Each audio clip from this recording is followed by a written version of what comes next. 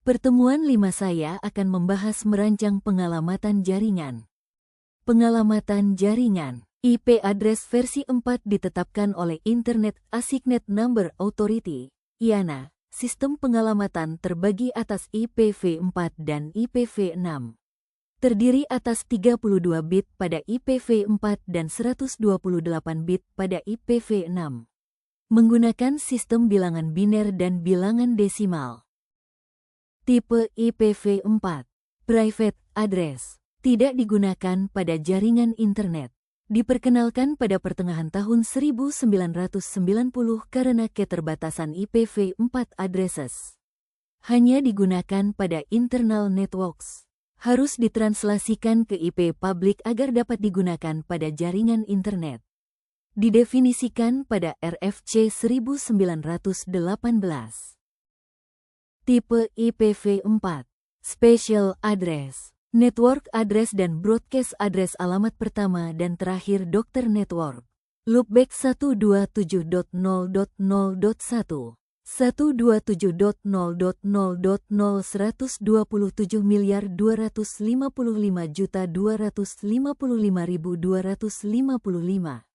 Default root 0.0.0.0 0.0.00 sampai 0,255 255.255. Link local addresses 169.254.0.254.255.255. Testnet addresses 192.2.0.192.2 255. Tipe IPv4. Classful addressing menyebabkan banyak alamat yang tidak terpakai dan mengakibatkan keterbatasan ketersediaan IPv4 address. Classless addressing diperkenalkan pada tahun 1990. Tipe IPv4. Classless Interdomain Routing, CIDR, disebut CIDR. Memungkinkan service provider untuk mengalokasikan IPv4 addresses pada beberapa bit boundary address, prefix length, sebagai pengganti dari kelas A, B, atau C.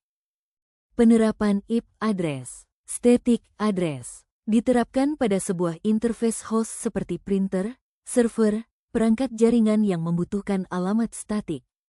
Dapat diterapkan untuk setiap host pada jaringan skala kecil. Dynamic Address. Kebanyakan jaringan menerapkan Dynamic Host Configuration Protocol, DHCP. Server DHCP menyediakan alamat IP address, subnet mask, default gateway, dan informasi lainnya.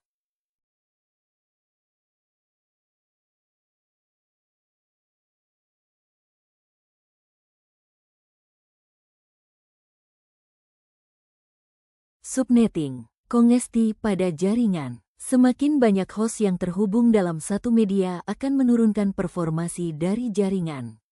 Kebutuhan keamanan jaringan. Ini foto subnetting. Basic VLSM. Subnet yang terbentuk tidak harus memiliki ukuran yang sama, selama range IP address ranges tidak saling overlap. Dalam membentuk VLSM menjadi lebih mudah, dibentuk subnet dengan dimulai dari kebutuhan host yang paling banyak.